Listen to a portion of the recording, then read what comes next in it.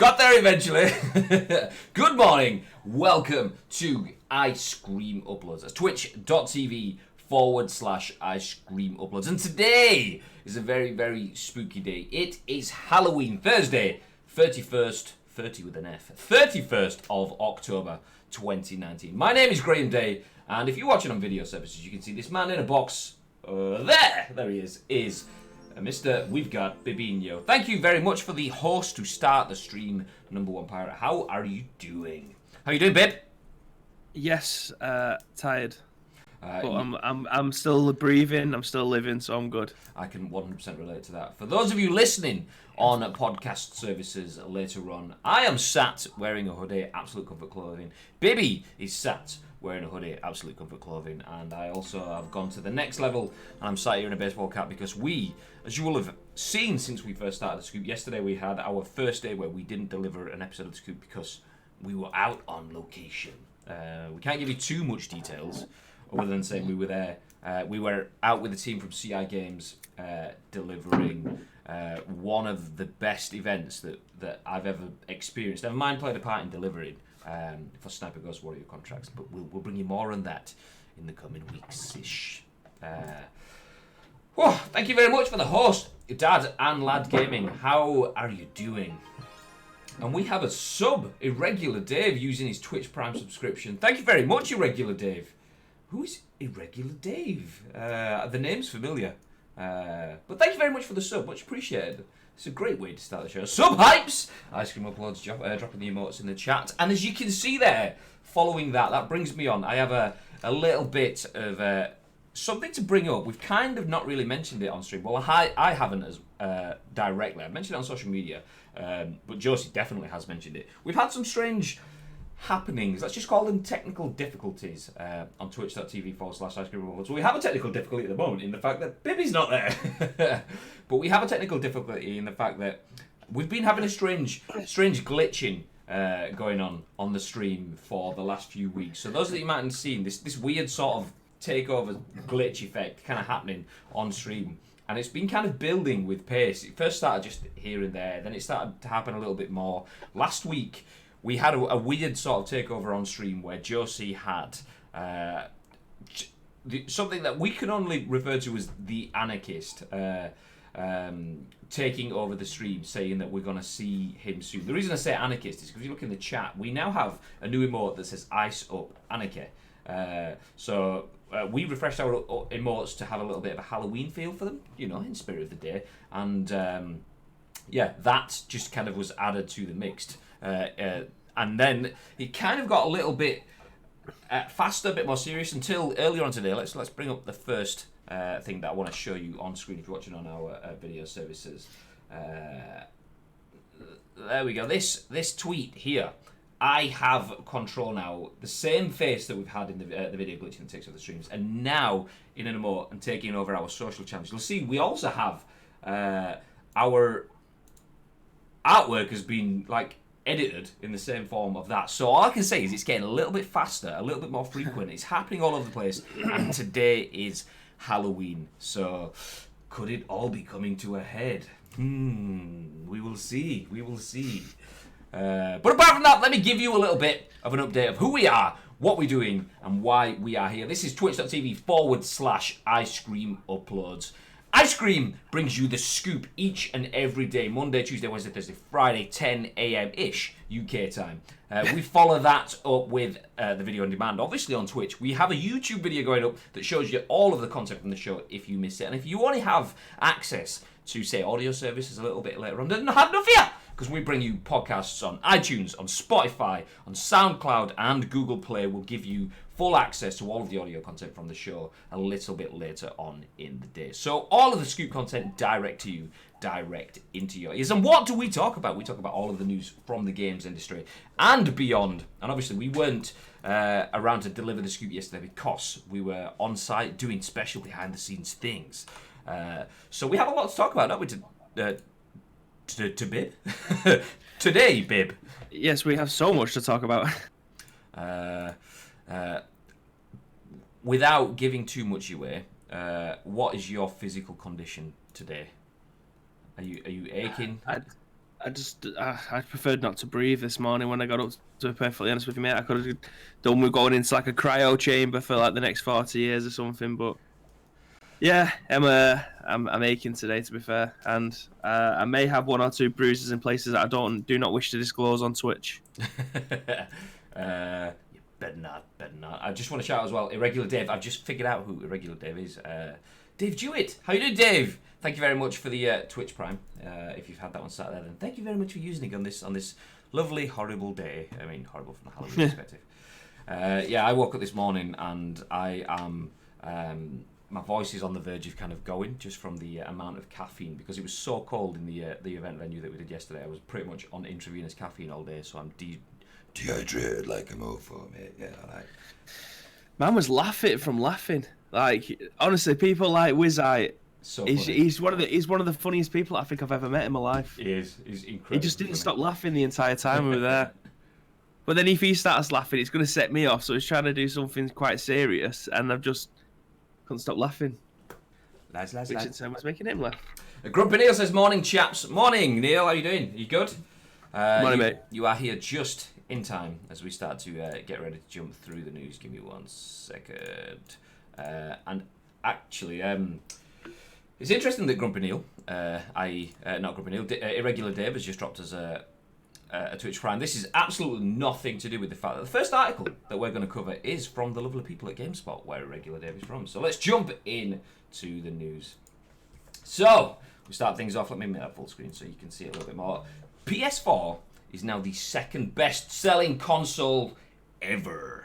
It's almost at the top, says Tamoor Hussain. So Sony has detailed its financial results for Q2 2019.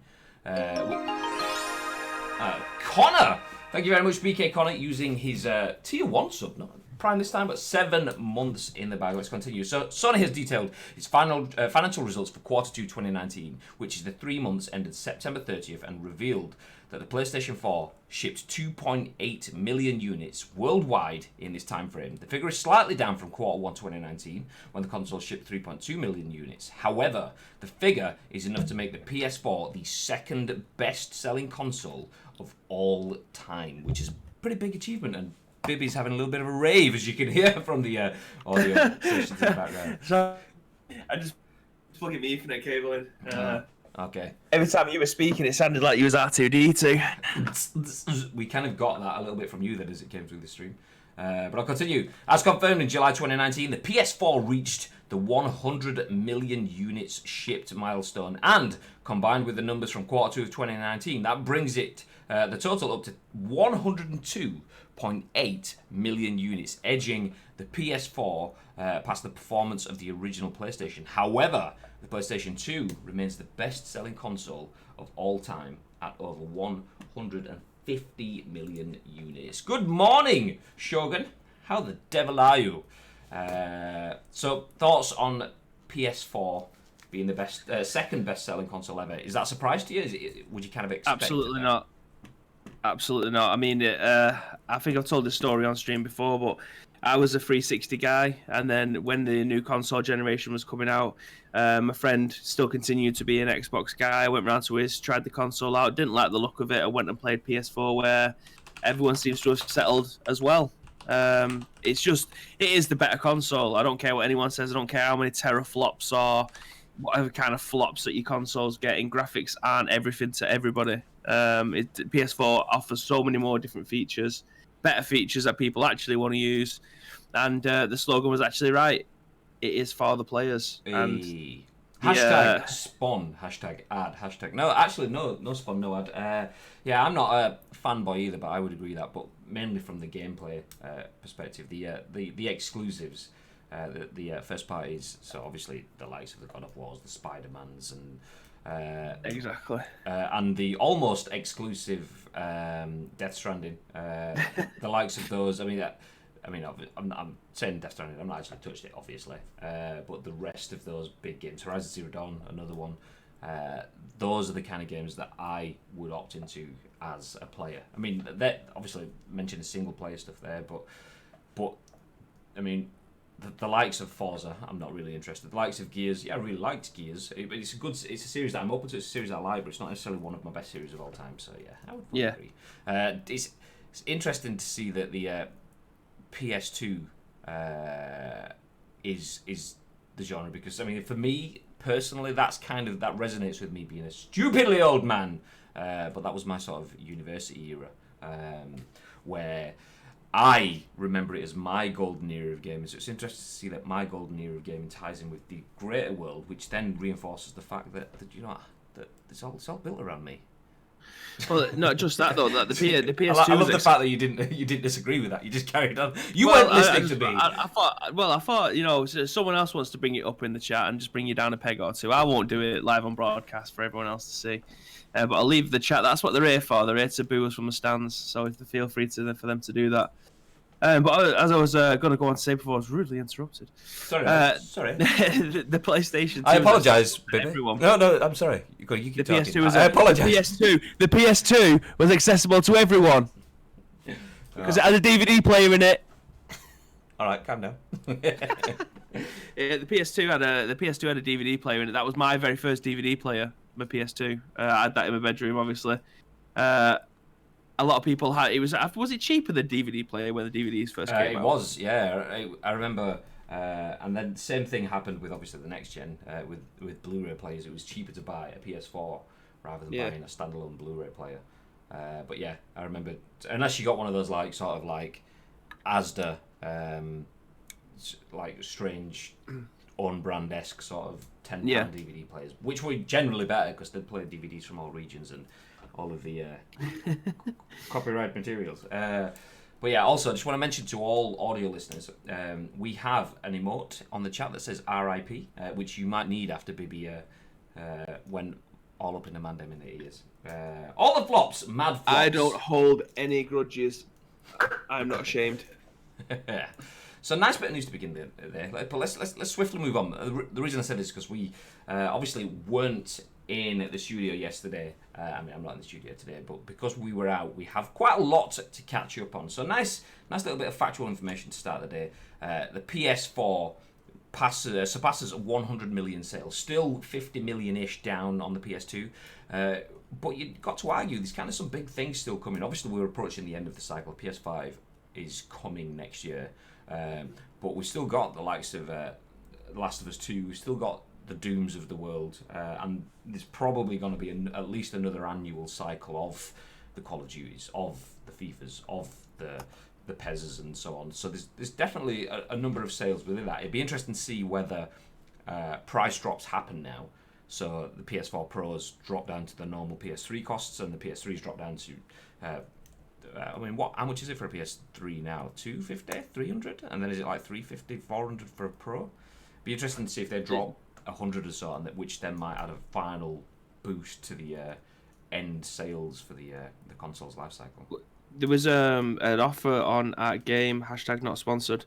I think it was something like £140 for a PS4 Pro and a copy of Modern Warfare if you traded in any of your older PlayStations, which is an absolute steal, to be fair, if you wanted a PlayStation 4 this close to the PS4 Pro close to this end of the cycle. But I don't actually know the retail price for a PS4. Next Gen Renegade in the chat with his founders sub badges. I'm sure the Pros are £169 now, which if that is the case, I mean, I'm assuming that's surely that's got to be the trading deal. I imagine that's a trading deal because I did see that price the other day. Someone shared it in our internal Slack, but it was a trading option, so I'm guessing that's the case because I've just literally spent £369 or whatever on a PS4 Pro. Because if that is the case, then rip to your wallet. Unlucky, but ripped to someone's wallet, but not ripped to others. Let's move forward into our next article. So this. We'll move on to a Kotaku article written by Alastair Jones. Call of Duty Modern Warfare made £465 million in its first 3 days. Damn. Call of Duty Modern Warfare released only a few days ago, but it's already tearing up the charts. In an announcement earlier on today, Activision revealed that its most recent FPS had one of the company's biggest launches ever. In its opening 3 days, Modern Warfare made more than £465 million, selling more units than any other COD game of this console generation, starting with 2013's Call of Duty Ghosts and making it the top-selling new premium game release for 2019. For some reason, Activision is also keen to let you know that Modern Warfare made more than double what the Joker made at the box office. Okay. Very odd. When you look at individual consoles, Modern Warfare's efforts are perhaps even more impressive. The game broke the record for the highest launch sales ever on PS4 and is also the series' best-selling title on PC. There are some caveats to all that, of course, particularly as consoles reach saturation towards the end of their life cycle. And Activision builds its PC portfolio. Oh my God, I'm struggling with words today. I apologise, I'll do that sentence again. There are some caveats to all of this, of course, particularly as consoles reach saturation towards the end of their life cycle and Activision builds its PC portfolio. But those numbers are still incredibly strong for an opening weekend. Have you played any Modern Warfare yet, babe? I still don't have it. Are you excited to camp? Not after watching the videos of you that you showed me the other day. Someone trying to cross the street and just getting blown up by everything, including a claymore mine after they'd fallen to the floor. So Claymore is the actual killer. Yeah, it's not for me. I do really want to play it, and I probably will pick it up on PC. Again, I'm just mad into playing everything on PC. But yeah, it seems very down the middle at the moment, like proper down the line. Either people are absolutely in love with it, or it's just another Call of Duty. It's a strange one, but I mean, this made 465 million. This is without microtransactions in the game, isn't it? Yeah. I mean, there's none of the they're not doing microtransactions directly, are they? They're doing it through a season pass mechanic, so none of that will add to it. This is just first 3 days sales. You've seen it. I'm fully aware of what's going on the screen. I have our stream on another screen. I'm just not playing into whatever's going on. I'm the look on his face. For those of you on podcast services live, as I mentioned, we will be live on twitch.tv/IceCreamUploads, but later on in the day we'll be live on Spotify, SoundCloud, iTunes, and Google Play. Bibby is sat on the shelf. He's the belf on a shelf, as we've said before. If you want to know what that means, it's just all jokes. Lads. If you want to know what that looks like, then feel free to check out the video on demand on YouTube and Twitch, obviously. But yeah, I haven't played it, and the quality of the gameplay. I mean, I've heard unanimously. I'll take you off the shelf now because that's distracting me now. But I heard noises then. Strange.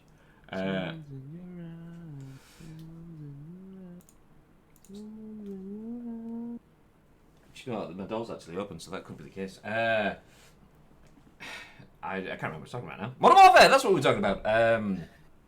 Let me know if the levels are off, because my microphone is all the way out of the way. I've just been... Just a minute, I'll bring you back to there. There we go. Today's just been a write-off already, hasn't it? I apologise to anyone that's listening to the podcast service, because this has to be... We did begin with the caveat that we were out of the office and we were exhausted. So we kind of get a pass on that today. But yeah, Modern Warfare, it looks really good, and I've heard across the board, the story, the campaign is up there with the original Modern Warfare, which is an absolute achievement. That is, for me, the first Modern Warfare where you're doing the sniper mission. I can't remember the name of it. Where you're in the ghillie. Is it all ghillied up or something like that? Ghillies in the mist. Ghillies in the mist. That's what it's called. Where you're in the ghillie suit and you're kind of crawling through the floor whilst the full army's coming towards you, and you have to kind of avoid them and get past them. Then you've got the that shot where you've got to account for Coriolis effects, where you've got to take out the guy in the chopper, and then there's like the AC-130 bit and the bit on there's so much awesome stuff that it was kind of like pushing the envelope, and then they just recycled that and it got inferior as time went on. This, if as people are saying, this is if this is at that level, then yeah, I'm all for that. Campaign is good, don't get me wrong, but the ending is a bit of huge proportions. Interesting. Hashtag no spoilers, says Grumpy Neil in the chat. Interesting. Yeah, I mean, I'm all for the campaign. The last campaign I played through was the one with Kevin Spacey, which was that Infinite or Advanced Warfare? They kind of merge into one for me. It might be for Advanced, I think. Which was okay. It was an easy play. It was just bombastic. It was fun to watch. It's easy to watch, but it wasn't anything that I particularly remember anything from. As you can say, I don't remember what game it was, never mind what actually happened in it. So, yeah. I mean, after seeing all of the camping stuff from the multiplayer side of things, are you still going to pick up Modern Warfare? And if you are you going to pick it up anytime soon, or are you going to wait for the inevitable price drops? Probably going to wait for the price drops. I've got too much to play at the moment, especially because I've been treating myself to a bit of nostalgia with its rival Battlefield, picking up Bad Company 2, Battlefield 3 and Battlefield 4 for the whole inclusive price of about £6. So yeah, I've been enjoying them. Battlefield 2, Bad Company 2, sorry, is probably the best FPS game that I've ever played and ever will be, hands down. So yeah, I'm not going to pick it up anytime soon. I will be picking it up at some point, probably when the price comes. Asda will have it in 9 months' time for a tenner in the bargain bin, so that's when I'll probably end up picking it up. And then everyone is too good for me to be able to play. Oh. I put something in a tweet the other day about if you ever felt insufficient in a game, play a game that's been out for 10 years and everyone's maxed all the kit out. They know where you're going before you do. Yeah, and we were having a conversation yesterday with Wizard talking about games like Siege, where you have to know the maps and stuff, and it's not to that extent, but it almost is in terms of Modern Warfare. Map knowledge is half the game anyway. So yeah, by the time we pick it up, we're just on a loser. And it's like spawn dead. In the chat, Hulkamania78 says playing it as I watch BF players. BF players since Modern. You're a Battlefield player since Modern Warfare 3. Online is mega, mate. You might even be good at it, unlike PUBG. Hey, I took you to your first squads win on PS4 the other day. So, just saying. I mean, it was one of those sweaty ones where you heal it out because the blue's closing in, but it counts. It counts. It's great to have campaign back. Full stop. Love me a COD campaign. Yeah, absolutely. I mean, it was kind of a ballsy move last year, ditching the campaign, but. Yeah, you can't just drop the whole campaign in exchange for a battle royale that just didn't really have any content. So yeah, ballsy move, but not a good one.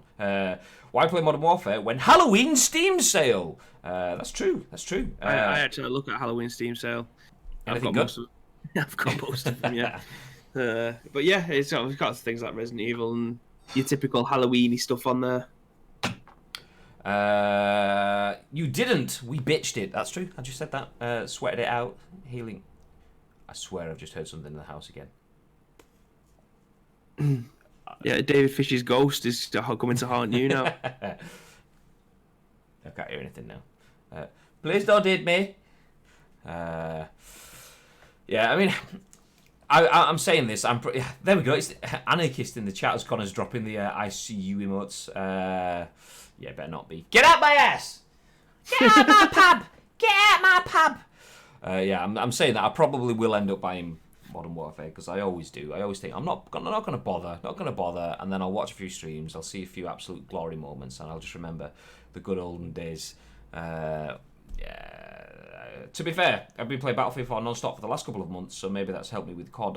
One of the guys that we were at the event with yesterday, Westy, says the new COD is quite like Battlefield in that sort of sense. Some of the game modes, I've not played much Battlefield, but he was saying some of the game modes within it, it's like someone just picked up, rinsed and repeated Battlefield, but within COD. So yeah, if you see that similarity as well, let us know. The scares are coming. Shogun dropping his virus and threat protection. Everything's fine. Cheers for that, Windows. Tell him in midstream. Good to know.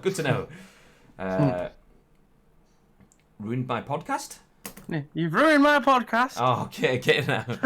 See, now I'll put the voice on. You know exactly what that is. Ruined my all day. But yes, moving on.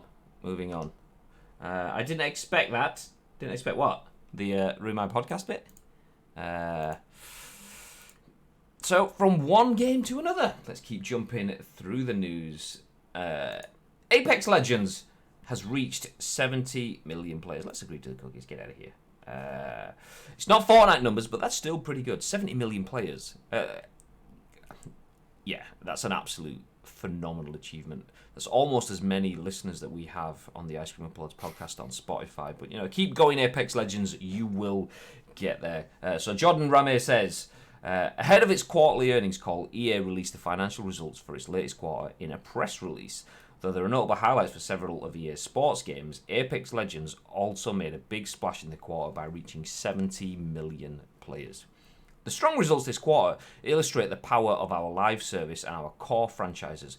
EA, I'm not going to say COO, I'm going to call him the Coup. EA Coup and CFO Blake Jorgensen said, strength in the Ultimate Team, The Sims 4 and FIFA Online drove live service performance above our expectations. Looking ahead, we are doubling down on live services combined with our core franchises. We're investing in games that people play for longer and engage with much more deeply. This focus will continue to drive growth and profitability for the company throughout the remainder of the year and beyond. Existing in the same universe as Titanfall and Titanfall 2, Respawn's Battle Royale Apex Legends has had a busy 9 months. The game hit 1 million players within the first 8 hours of being released, which increased to 2.5 million a day after, and 25 million in a week. Apex Legends Season 2 Battle Charge saw the Battle Royale games map undergo significant changes and the addition of limited time events. Season 3 Meltdown upped that with a whole new map and the first of Apex Legends holiday-themed celebrations, Fight or Fright. EA is primed to go to the next quarter with several new games already announced. The most significant is another game by Respawn, Star Wars Jedi Fallen Order, which is scheduled to release for Xbox, PS4 and PC on November 15th. Need for Speed Heat, which implements some welcome changes to its predecessor's formula, is also on its way, as is a new Plants vs. Zombies Garden Warfare. It's not really surprising seeing the growth of Apex. It's still holding at the top of viewing charts. I mean, if you tune into Twitch, it's up there. Obviously, I mean, the tagline in this article said, it's not Fortnite numbers, but that's still pretty good. I mean, that is kind of reflected in the Twitch viewing figures. You go on search by game and you'll see Fortnite invariably holds the top. I mean, it does jump around a bit, but Apex has been up there ever since it dropped onto the scene out of nowhere 9 months ago. So it's no surprise that it's getting past the 70 million mark. I genuinely did think, it's going to be like not a flash in the pan, but whatever the phrase is for a flash in the pan that lasts a little longer. I genuinely thought it was going to drop off. And then just before E3, was it Season 2 where they started to introduce the loot crates, and then that caused like a shower of shit, particularly obviously EA having a lot of history with loot crates. I genuinely thought, okay, this could be the Death Knell kind of thing, but they've absolutely just smashed their way through that, and Season 3 apparently has been very, very well received. Do you play Apex anymore, babe? I know you've done. We've tried to stream and failed from this setup in the past. You in the studio and me at home. But do you play any more Apex? No, I have it still installed on my PC, so I do regularly update it just in case I get the need to play it. But all the battle royale games are trying to have a little niche. They're trying to stand out. So obviously Fortnite has the building. Apex, I think, is probably the best shooting game, like the tightest mechanics when it comes to shooting, dodging, things like that. So they've got that going for them. Then you've got things like Realm Royale where you get chickened and stuff like that. So everything's trying to have its little niche. And PUBG, obviously, I think that's probably the more realistic one out of them all, obviously with the attachments, your healings and stuff like that. So they're all trying to have their own little niche. This works for, again, everyone because it's free to play. You can play it on pretty much everything, barring the Nintendo Switch at this point. But yeah, it's a decent game. I'm just terrible at it. All the grappling, you're just hitting shields constantly. Like, if I'm not being able to kill someone on mouse and keyboard pretty easy, then yeah, I'm probably never going to play it again. But yeah, it's a good game. It does the job. It's got 70 million players, so yeah, it's still going strong. The interesting thing, having conversations, we were talking about this yesterday, and one of the guys in the room, I can't remember who it was, but essentially threw out the idea that Apex came from nowhere, had a massive investment influencer partnership, invested in the content side of things as well. So they did all of that really well. But then as it started to peter out, they obviously introduced the loot box stuff. We were talking about yesterday whether that was almost like a relevancy ploy. So like let's make ourselves look shit so that everyone clearly just whips out the hatchets like, yeah, okay, we must get them, and then go, actually, sorry, yeah, we'll fix it completely instantly, and then drop season 3. Imagine if that was the case, knowing that loot boxes are so controversial that bringing them into a game that has just got nothing but being held in a good stead with consumers, but then almost pushing it past that point and then going, oh, sorry, no, we'll fix it. If that is what happened, then I mean, the absolute danglies that person has had to commit to that at that point in time, whoever the marketing person that made that decision. For me, all battle royale games should be free. They should. They all started to follow the same formula now, where they're all getting battle passes and stuff like that. But at least make it so that you can make it so that you can play. Everyone can play the game. It's accessible to everyone, and then just rely on the money coming through from microtransaction for new skins or season passes. That should be the gold standard now, because Fortnite have done it and absolutely killed every single battle royale that's on the planet. COD never got that chance because you had to buy the game for 45 quid first and then be able to play the battle royale mode. Apex, you can get it for free. Realm Royale, you can get for free. Cuisine Royale, you can get for free. I feel like I'm missing another big battle royale game. That's I don't know, but yeah, just make them all free and then just rely on the money that's going through for battle pass. More people that get to play it, the more people might enjoy it, and then you'll be able to get more money that way. Yeah, I mean, you look at that. One of the things that I've spoken about is the unfairness between Xbox to PlayStation players in terms of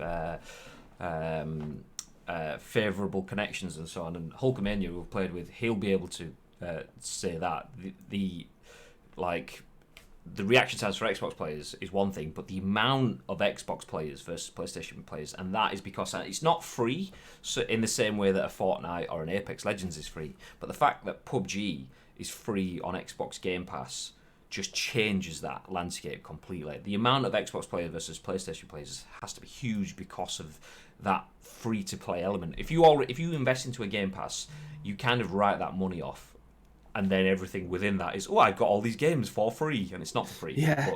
But yeah, it shows. I think particularly with Battle Royale, you just, like you've said, give them. It's been proven that give them the vehicle, and then just let them add their own fuel to that. Be that through a season pass. I mean, it's probably. I mean, at the moment, that's the best way of monetizing that gameplay, because you don't have to. If you're not bothered about the cosmetics in the game, then just let people put the money wherever they want. Just run back through the chat. That is fucking terrifying, says Shogun Ash Live. That is Bibby. Chill out, mate. All I did was yawn. I'm going to say, I played the new map. It's interesting, says Pirate. PUBG for life, says Hulkamania. I'm going to have a heart attack in a minute. Some big ass yawns you've got going on there, babe. Shogun's not I actually have, though. Like, I'm dying here. Bibby's pretty lit. He's just pretty. That's nice. Change your username to #1 Bibby Pan. Bibby Pan. Graham is right. The ping is ridiculous. Crossplay Xbox always winning majority of the time. Yeah. Hopefully they'll patch that out. I mean, we're due a patch for console players in the next couple of weeks. But yeah, if not, we can all just join the 70 million people that are currently playing Apex Legends, because clearly they're having a fun time. Yeah, my issue with the Apex, the reason I'm still playing things like, we're having this conversation yesterday. The reason I'm playing PUBG, I like Apex and I like Fortnite, but only in bursts, because Fortnite I don't want to build, and Apex, the TTK, the time to kill is just too long. I like that. Dead. You make a mistake, game over. And when another game comes out that does that, that's as easily accessible, then maybe that's when PUBG fully. I take my hat off. I'm not doing it now though, because I'll have hat hair in the morning. But let's continue to move forward.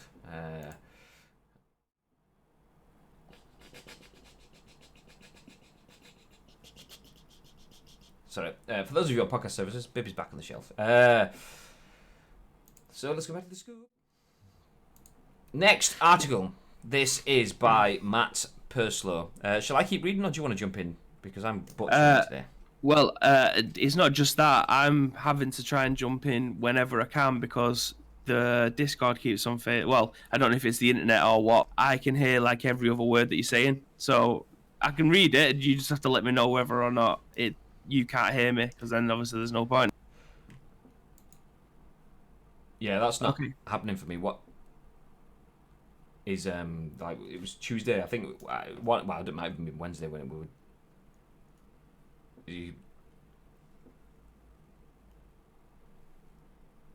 I'll take your silence as that. I'll carry on reading. Right, so this one's on IGN. This has been written by Matt Purslow, and it says Death Stranding launch trailer gives you all the best look at the story yet.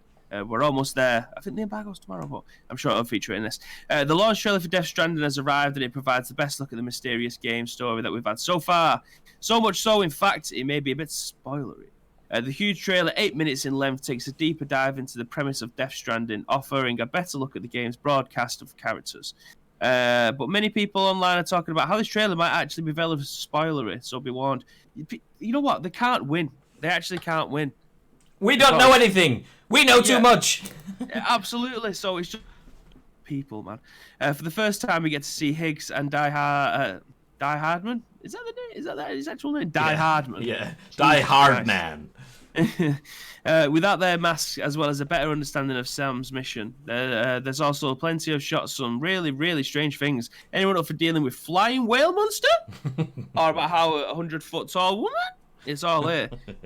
I see that was a question, so my voice goes up, like Ron Burgundy. Anyway, if you're open to getting Death Stranding completely clean without no idea of any story, this is probably not the trailer to watch, so proceed with caution. Death Stranding releases on November 8th on PS4, but our review goes live November 1st. Tomorrow. That is, 31st.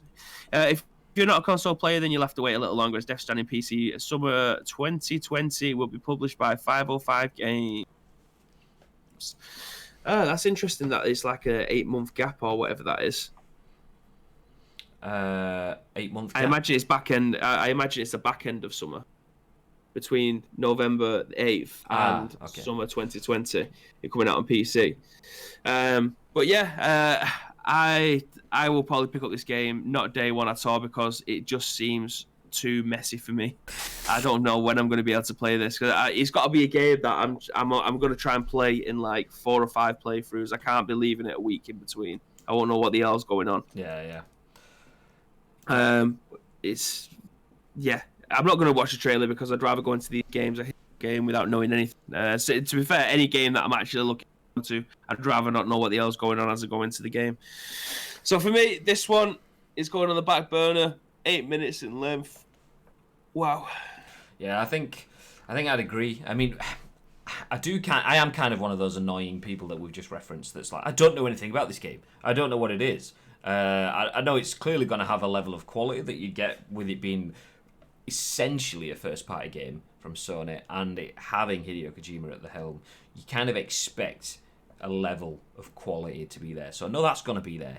But what is it? What is it? Yeah. What is it? And now we've got an 8-minute trailer that's going to show me too much, and I'm like, I don't want to know what it is. But I think, it's very rare that you get a game of this caliber that is, I can only assume, so different from anything that's happened before that you literally will go in and have a new experience. So we've been speaking about Apex, but then we instantly spoke about the similar games. We were speaking about Modern Warfare, and then we instantly spoke about the similar games. I mean, obviously, if we ask what games are similar to Death Stranding, you probably go Metal Gear, because, it looks kind of like Phantom Pain in elements. But are you sure that's going to be the same? I don't really know, and it's very rare that you can. I mean, obviously, once you start playing, you'll be able to see, actually, this quite reminds me of elements of, I don't know, The Last of Us or whatever. But at this point in time, very rare can you sit down, pick up a controller or a mouse and keyboard, and think, I have no idea what to expect from this. And do we even know what genre it is? Video games. Oh, Bibs. It's Bibs' turn now to check out on my screen. Bibs, say hi. It's going really well. Yeah, just to let people know, the chat says, LMAO, Graham trolling. I think he actually fell for it. Just before we jumped into the article, you may have heard some... That was actually me trolling, by the way. So we aren't actually dropping audio. We are dropping bits, but yeah, that's it. Chat, let us know. Are you guys looking forward to Death Stranding? Will you be picking it up in just over a week's time? Will you be reading all the reviews tomorrow? As I have the trailer that I'm not going to watch playing just in front of me on this article, so I'm going to kill this news article. My biggest issue with Death Stranding is the level. I have what sounds like Overcooked adverts playing in my ear. I think my issue with Death Stranding is the level of cameos that we have in. So we've obviously got Hideo Kojima, we obviously have Norman Reedus, and we also have Del Toro in there as well, which we've known from day one. And then we're adding like the likes of Leia Seydoux and I can't remember the name of the lady with the long hair. But yeah, now we just like, it seems like almost every other time I see a piece of news on Death Stranding, it's Jeff Keighley's in there, or there was someone else that was in it, and it's like, is it a case of a who's who of like Kojima's mates that are starting to be in there? That's the bit that kind of annoys me, because it's almost like I want the immersion of playing this thing that I don't even know what I'm going to be playing. So why do I need to be seeing like a roster list of talented people that in all intents and purposes could be replaced by any other person in there? So yeah, that's my issue, is that level of cameo-ness from what I'm seeing so far. Bearing in mind I still know very little around it. It's almost kind of watering down the illusion and the mystery that the whole marketing campaign has given me so far. I'm just going to kill Slack because I'm hearing shwip shwap pop pop pop in my ears. Chat says that's the exciting thing, not knowing what to expect. Metal Gear Solid 5 Phantom Pain was a new take on the Metal Gear Solid series and was phenomenal. Just mute. There we go. Get out of here. I'll be checking out some streams before I spend my cash, says Dad and Lad Gaming. Conan, that's it. Conan O'Brien, I think his name. Maybe is it Conan O'Brien? American Talk Show guy. Is in it. Yeah, that's the one. And I'm just thinking, does it need to be there? Does it need to be? If it is Conan O'Brien, does it need to be him? Do we need Jeff Keighley both appearing as like almost Luke Skywalker, Darth Vader-esque sort of Star Wars holograms? Do we need them? Well, Conan's like a massive video game player anyway, isn't it? So it would be an absolute dream of him to be in a game. Yeah. And if he's becoming pally with Hideo, he's just like, yeah, no worries, we'll put you in the game. That's not a problem. We don't even know what the magnitude of him being in the game is. Yeah, exactly. Morning, Precision. How the devil are you? How's the game's gone so far? I did drop in at the start of the screen. Saw you destroy that guy 9-0 and receive all of the hatred from it. If you are listening to the podcast service, make sure you check out Precision TV with an underscore at the end. Friend of the channel and jolly good guy. Raging Eye. Yeah, see, I get that he's his friend, and I get that it's probably good from a marketing perspective, because you get Conan O'Brien, you get Jeff Keighley in your game, then all of a sudden your game will undeniably be featured on their social channels. If you're on a game appearing as yourself or your representations in a game, you'd share that to shit all over your social media. So Conan O'Brien's probably going to have it feature on his talk show if it hasn't already. Yeah. Jeff Keighley obviously has been speaking about it, so yeah. It makes sense to have it from that perspective, but for me, it can't. The whole, what is it? It's amazing. We don't know anything about it. Oh, there's some people that we do know. We know that they're big parts. To just then throw in, oh, I know him because he talk show stuff, but no real relevance. That kind of like, it adds a real world tie-in, which then destroys the element of it's all fantasy for me. But yeah, Kojima knows more than me, I suppose. So why don't you just shut up, Graham? Morning, gents. My internet pooped the bed, so I had to leave it there for today. Virgin doing area work, and we've been off all day till 3 p.m. Ah, motherfuckers. I suppose it's to promote a different audience, a big US talk show. Yeah, exactly. Yeah, exactly the same thoughts there, Hulkamania. But let's progress. We have a lot of news to cover through today. We've got 2 more articles left to jump into on the scoop. Just to remind you that we are live on twitch.tv/Ice Cream Uploads. If you are live in the chat, hi, thank you for joining us. If you are just joining us now, you can watch the whole show back as a VOD on Twitch. We will upload the video to YouTube a little bit later on today, and then we will be live on all podcast services, which you will see on our social medias a little bit later on after that. Make sure you check out twitter.com/Ice Cream Uploads, or just Ice Cream Uploads across our social media to see all of the links for all of our podcasts and all of our videos. Let's jump into another article. Which let me just show you the article on screen before we actually jump into it, because I'm going to go on a tangent here. There we go. The advertising at the top of the screen. For those of you on podcast services, we're looking at an article from Metro, but the advertising, the retargeting there on screen shows a number of Scuff controllers. Shout out to the guys at Scuff, we know them. So they've got phase controllers and a few other branded controllers in there. But my question to the bib is, did you see Doc has signed a Scuff partnership? I thought he was a partner with them for a long time anyway. If you spoiler alert, Doc's real name is Guy Beam. Type him in onto Google, and he's wearing a Scuff jacket that he's had for, I'm going to say about 2 years now. So I always thought he was. Whether or not his contract expired and he's re-signed again, I don't know. But yeah, okay. Yeah, let's see if I can find it. Oh, maybe that is the case. But I saw. Are they doing a controller? Yeah, literally just type in Dr. Disrespect, and his Wikipedia page that comes on the right hand side of Google is wearing a Scuff jacket. There you go. No, that was. Yeah, there you go. October 29th. That's just because Guy Beam used to work at Activision, is where I thought it from. And Activision have obviously been working with Scuff and Call of Duty. Connor said the same thing. I think that was a Call of Duty tie-in, maybe. So obviously, back in his day as an Activision member of staff, I think that would have come from there. But this, as I will bring it up on screen, is a tweet from Swift Gaming made on the 29th of October. Excited to announce a partnership with the 2-times champion, Dr. Disrespect.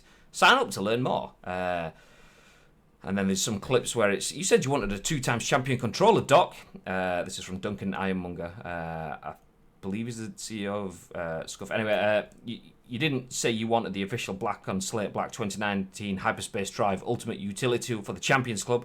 Tracking down Ethiopian poisonous caterpillar's venom now. But they sent him a Crim 6 in the a Crim 6 controller in that video. But a Doc controller? Yeah. I'll take one of them. So are they available for sale? I haven't seen anything yet. They sent him a Crim 6 controller. I've not actually seen anything from that. Obviously, we were busy as hell yesterday on the sniper event, but I saw that first thing in the morning and then didn't see anything beyond that. So if anyone has any more information, let me know. It's worth $25,000, he said. It has built-in fans, says Precision in the chat. Yeah, the video is the video that I saw with that. It shows Dr. Disrespect like answering the phone to Duncan saying, "Yeah, it's fine. Yeah, Scott, I'll take the deal, whatever." And then he adds in at the end, "But I hope you play mouse and keyboard. I hope you don't mind." Yeah, because he's not playing Blackout anymore, is he? Because the new Modern Warfare's playing that on PC. Yeah, no doubt. I mean, he might jump back into more console stuff once the esports element of it kicks off. But if he's signed a big fat Dr. Disrespect Champions Club check with Scuff, then no doubt he'll shoehorn in a few controller games. Yeah, really. If that's available, then that's going on the Christmas list. Samantha, get it on the list. I don't care how much it is. I want one of them. 2 times back to back. Let's go. I don't care if I'm a fanboy. I'm a huge fanboy, and I want his stuff. You're an absolute fanboy, and it's quite embarrassingly bad. I mean, buying Dr. Disrespect merchandise. Why would you sit there? Dude, let me just take a drink. I'm thirsty. Just wanna. I mean, yeah, it's terrible. Yeah, shocking. Anyway, as we jump back in, we saw a teaser of the article. Let's bring it full screen so you can see it a little bit better. Metro and GameCentral from Metro reports that EA promise exciting remasters of fan favourites. Do they mean Mass Effect and Dead Space? Question mark. So this article was published by Metro yesterday that says fans could finally see the return of Dead Space, at least as a remaster. And EA also confirmed that there'll be no Battlefield 6 next year. EA latest financial results have just come in, and they're good enough that the company has been willing to give us some unusually straightforward hints about its future plans, including multiple remasters. Since their bread and butter is yearly sports games and the almost equally iterative Battlefield, EA don't usually go in for remasters, but it seems that the already announced Command & Conquer isn't a one-off. Even so, there's a relatively narrow list of games they could bring back, but Mass Effect seems an obvious one, since fans have been calling for a remaster trilogy for years. Sci-fi survival Dead Space also seems a likely one, given how much fans have called for its return. Anything else is harder to guess at, but Burnout or Need for Speed could be on the menu, along with perhaps the original Mirror's Edge, SSX, Skate, and one or more Dragon Age games. Battlefield, let's get into this. Battlefield Bad Company 1 or 2 is also a possibility, especially if, as fan theories suggest, Bad Company 3 is the next game in the series. It's not even like we've been talking about Bad Company 2. It's not even like we've been talking about Bad Company 2 as a precursor to this. We just generally love that game. So, yeah, boy! Whatever the next Battlefield is, though, it won't be out until EA's 2022 financial year, i.e. somewhere between April 2021 and the end of March 2022. That's a long wait, but it's no doubt due to wanting to give things a rest after the disappointing response to Battlefield 5 and the game's ongoing plans for new content. So, are you interested in remasters, babe? I'm gonna sing a song to you, and you let me know which game you think it is. Are you ready? No. Dum dum dum dum dum dum dum. To the window. To the walls. No idea. To the walls. No idea. No idea. So the sweat dropped down off these balls. These bitches. I have no idea.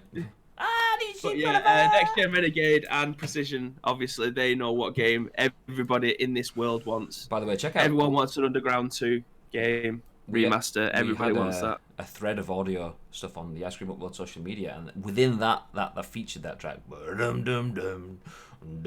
it Little John and the East Side Boys? Get low, yes. Get low for the window. We need that game coming back. Like when we was at Gamescom, we looked when we went to go and look at the heat stand. The heat stand was amazing, and it actually looked very Underground-esque.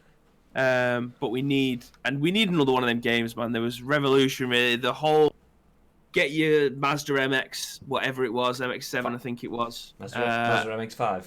MX-5, sorry, yeah. Get the MX-5. Knob about, win a few races, get some more money, go and buy a new car, the one that you actually wanted to try and finish the game with, and then just put the stupidest spoiler on the back. And it was a different time, man, and I need that. If there's a remaster of that game, I think it'll go down better than a Crash remaster did, which obviously burnt every single house down. Oh, just imagine though, like when those games came out, watching Paul Walker rip it up in a Honda Civic with a neon ground kit on the bottom of it was like, yeah. Whereas like all the woke kids of today, imagine them going, do you want a bright neon light on the bottom of your car? They'd be like, no. So it'd have to be done in a way. I think to remaster that, it'd have to be like Vice City was the 80s. Yeah. As a standalone, this would have to be to do the ground kit, the over the top body decals and stuff like that. You kind of almost have to position that in a piece of time. So this is 1997 or whatever. Cars are you will be driving the Civics, you will be driving the Imprezas, you will be driving the Skylines and things like that. The ground kits are kind of a neon ground kit. Now, if you see someone with a neon ground kit, your first thing to do is go, Weka! But it's not just that though. I mean, like, it came out, it was on the PS2, and I don't think my internet was good enough to be able to play games at a decent rate.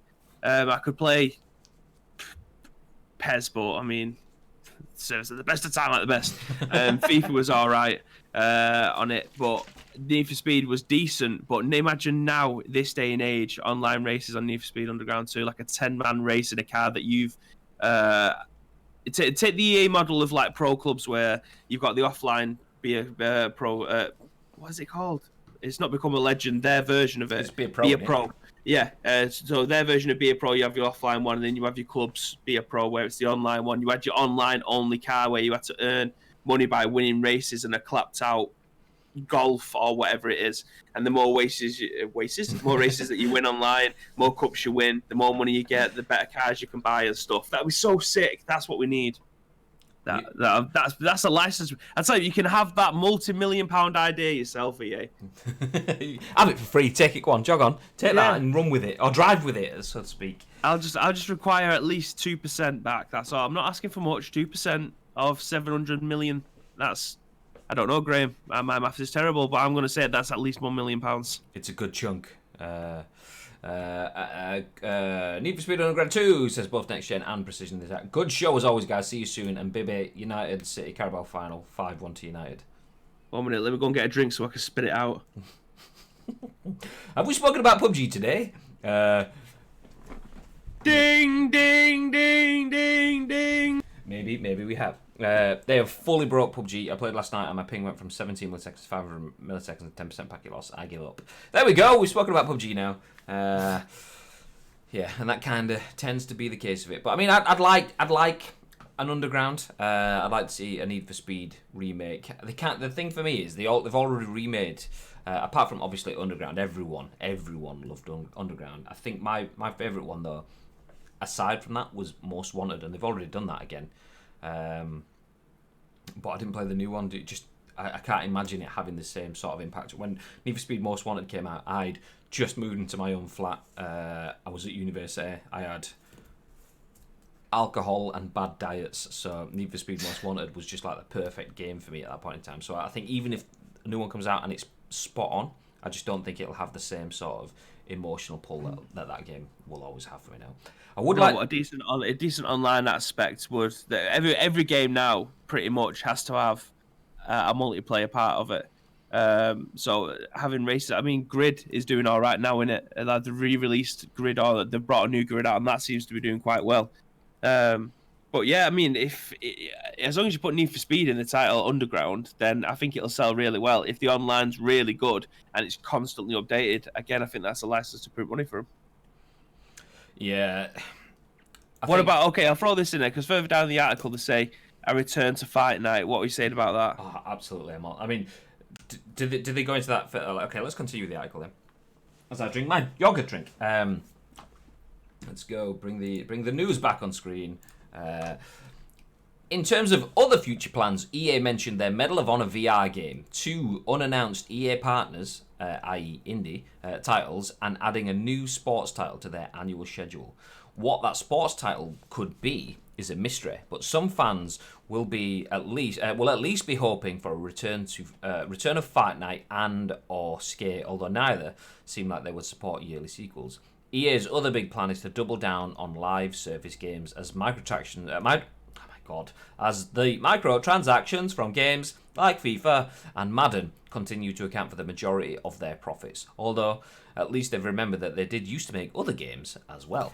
Interesting. I mean, this Fight Night discussion, I believe this has come up fairly recently. I remember reading something on Fight Night, which I am all for. Absolutely loved Fight Night. I remember that changing the way I played boxing games, because until Fight Night it was always like a circle is punch, square is something, and then your sticks are kind of void.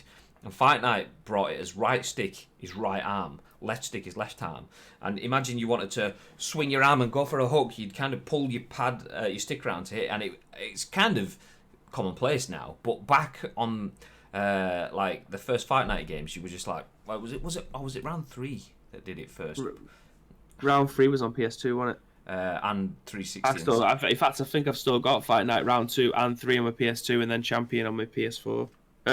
360. But phenomenal game. Yeah. I bought it twice because the Xbox 360, I had Fight Night round 3 on the Xbox 360, and I remember my Xbox 360 falling over as it was in it, and it had a horrible case of laser burn, and it just trashed my disc, so I had to buy it again. Enjoyed it that much. So yeah, I'd absolutely take another Fight Night. That was an epic talk there, man. Loved it. 10 out of 10. Would listen again. Well, tune in to next episode's edition of PUBG in a Mo. Yes, Fight Night. I've been craving a boxing game for like 10 years now. Absolutely. It's kind of bizarre to see that Fight Night, particularly around round 3, was massive. I mean, Champion was by the time you got Champion, it was still big, but it didn't seem to have the same sort of impact. But I think that was because boxing as a whole kind of drifted off. The big stars and stuff of boxing kind of fizzled out. The likes of Manny Pacquiao, he was obviously getting on a bit. Money Mayweather, obviously, he's still one of the biggest names in boxing, but even he's kind of gone off to fight Conor McGregor's and stuff.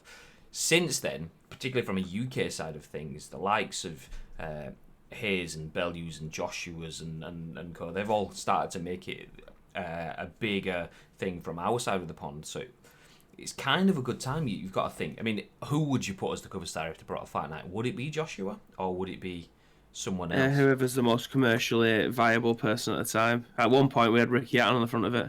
Yeah, and then he got absolutely destroyed by Mayweather. I stayed up till silly o'clock in the morning to watch that fight after a night out, and I was just like, he got absolutely destroyed. I genuinely thought Hatton was going to melt him, but he didn't. Mad thing is, Mayweather was never in the game. Fury, was he not? Fury's a good shout. Fury, yeah. The only thing is, though, you kind of have to. I wouldn't see them putting Fury and Joshua on the cover. Because 2 English guys. The only way I'd see that is 3 people. So you get like a Fury, a Joshua, and who's the American guy that everyone wants Joshua to fight? But who did Joshua lose to? The big Mexican dude. I mean, is he going to get in it because he's like heavyweight champ kind of thing? But yeah, it's kind of a weird one. Joshua is the most marketable product out of the lot of them, hands down. But obviously now he's not the champ, so. Yeah, I've just had a look because I'm fairly certain. Like, this is like my brain racking. When did this game come out? 2005. I'm sure I remember Mayweather being in the game, and he was in Fight Night Round 2, and it was the only game in the series to feature him. Shogun says Mayweather would never agree commercial terms. They never offered the right money. Did you know that Anthony Ogogo is now a wrestler for AEW? Is he? No. Well, now I do. Yeah, so I mean, I'd happily take whether it's a remaster or whether it's a reintroduction to the series of a Fight Night all day. Skate, I never Ruiz, that's it, Anthony Ruiz. I'd take a Skate game, although I was always a Tony Hawk's rather than Skate. But I'd take more games that provided different ways of playing. That's not just sports or microtransaction from EA all day. I know we do have Battlefields. I know we do have a lot of shooting games already. The one that they mentioned within their Battlefield Bad Company, though, that if they can recapture what Bad Company brought to the game, I've never played a game that makes you play multiplayer as a team as much as Bad Company. You start Modern Warfare, you run off on your own. You start Battlefield, you're dying on the floor, a medic runs past you because he's after the kills. Nobody plays together at all.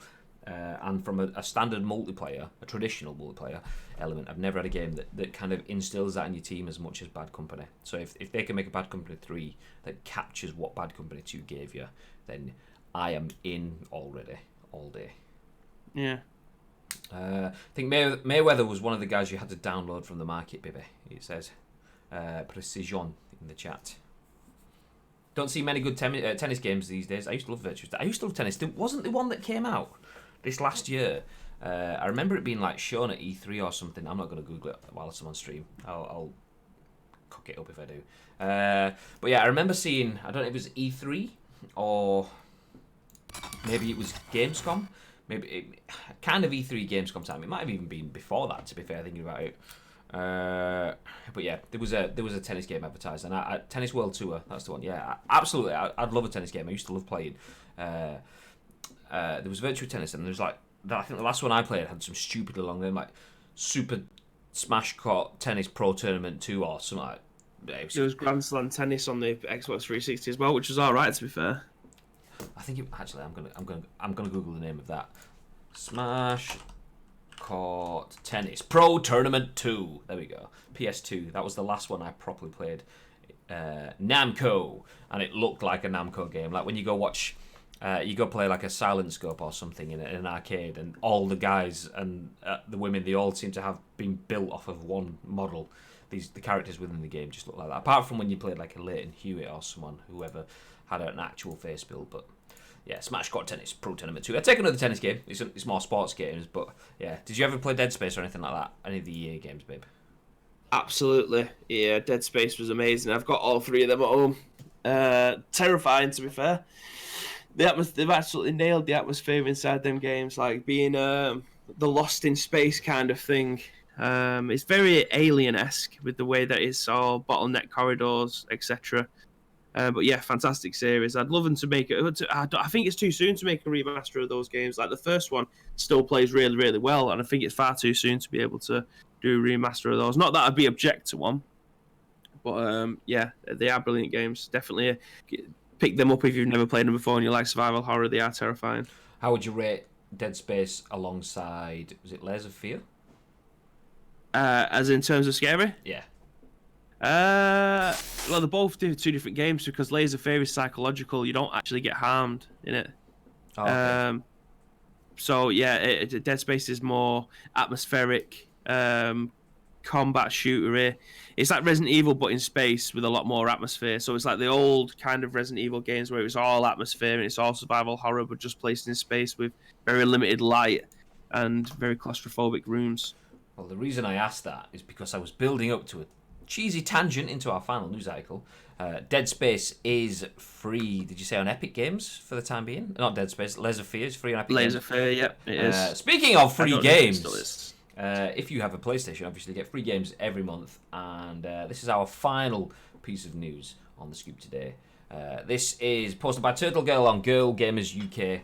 This is where I saw it. There's probably many other articles out there, but I follow TurtleGirl, aka Diane from Girl Gamers UK. I've done for many, many years actually on social media, and she posted this earlier on today, so I thought I'd share the news with you. Sony Interactive Entertainment has announced the November 2019 lineup of free games for PS Plus. So basically, these are the games that you will get free on PS Plus next month.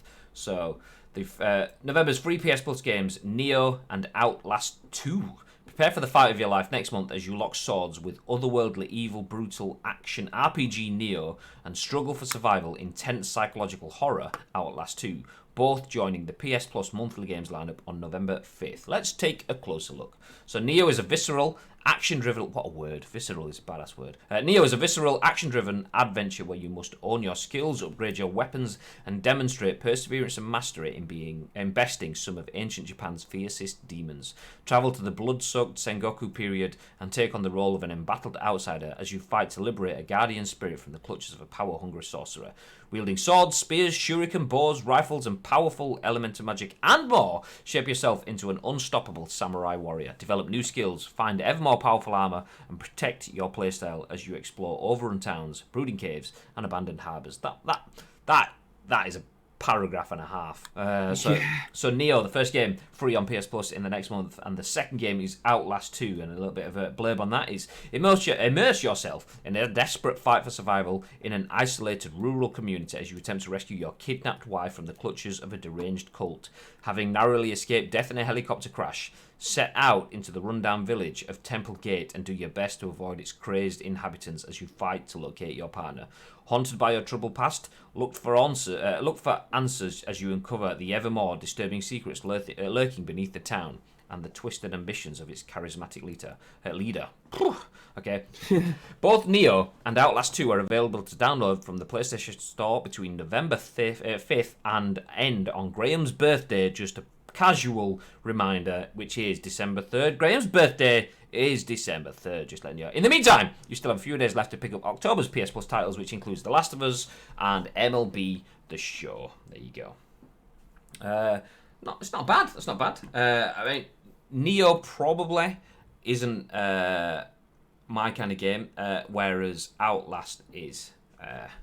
Outlast is terrifying. The first one was. I haven't played the second one.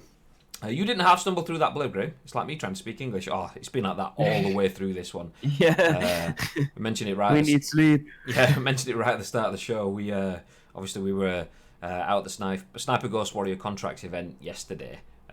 So yeah, we were just kind of like knackered. Bib and I think we got back at like 11-ish, 12-ish, whatever last night. But that was after a stupidly long ass day. So yeah, my body. I had a decent night's sleep, but my body just hasn't caught up with it yet. So yeah, today is like blah blah blah blah blah as we chat through. I mean, yeah, did you? I'm assuming because you play all the scary games in the world, you played through Outlast. I played through. I didn't. I played through the first one. I didn't complete as in like do absolutely everything, but I did finish it. That was a good game. That again, it's very bottleneck corridors. Very narrow.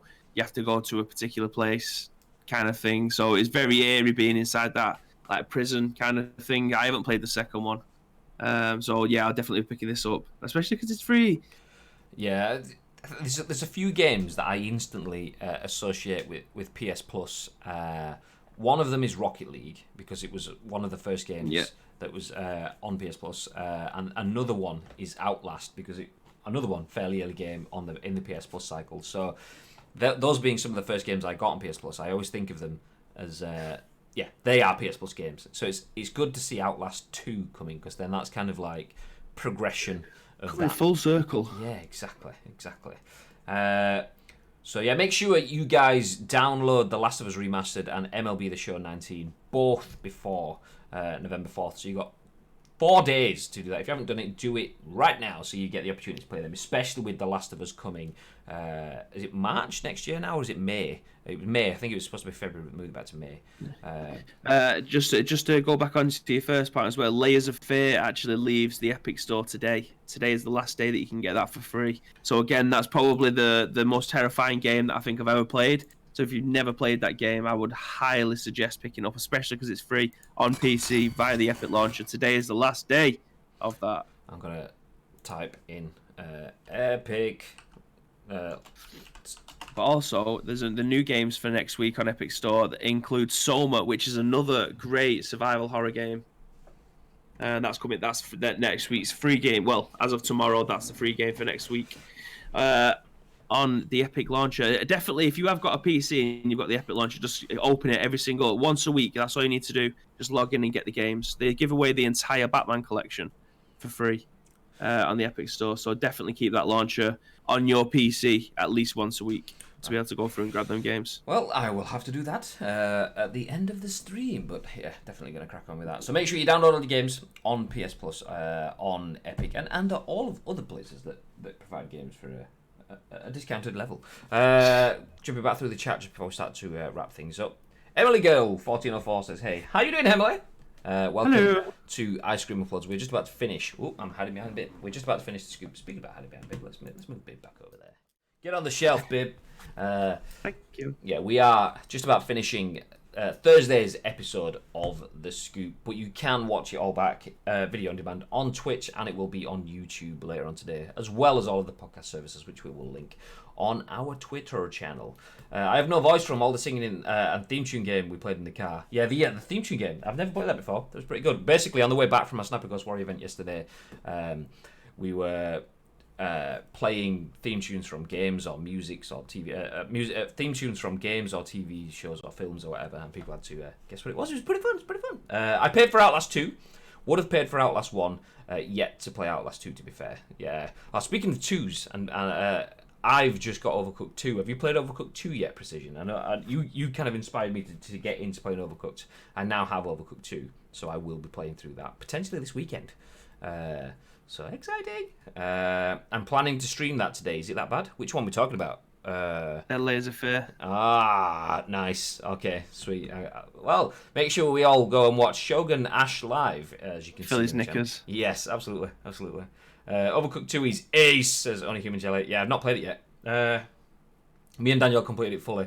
Almost broke 140 times in one day. Do you know what? Literally, I could tweet the exact same thing word for word because my other half is called Danielle as well. So me and Danielle completed it fully for the first one. Almost broke 140 times too. Connor says, can't wait for Luke's stream later. Scribbled out. Oh, maybe Connor didn't. Oh, yeah, that's a good point. I did mention it at the start of the show. So Connor has just posted that emote in the chat. We've been having some strange technical issues on Ice Cream Uploads. You might have seen...